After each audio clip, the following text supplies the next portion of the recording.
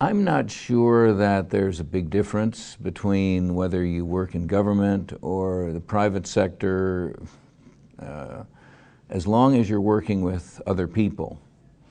The question is, how do you reflect God? And I think part one is to recognize that the Bible tells us that in everything we do it to the glory of God. So government applies just as much as any other field. So we are expected to live as Christ would have us to live, work as Christ would have us to work. If we're doing it as unto God, shouldn't this be like 110% commitment to whatever it is that God has put before us?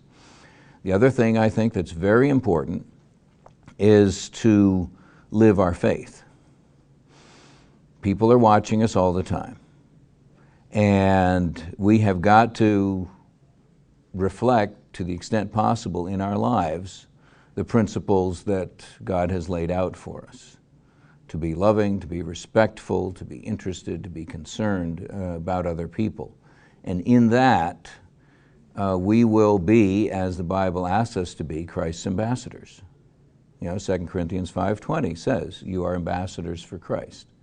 An ambassador is someone who carries a message for the king, or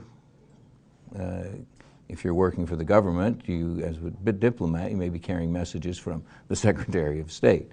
But nevertheless, for a Christian, whether you are officially in government or not, whatever you're doing, you're to be Christ's ambassador.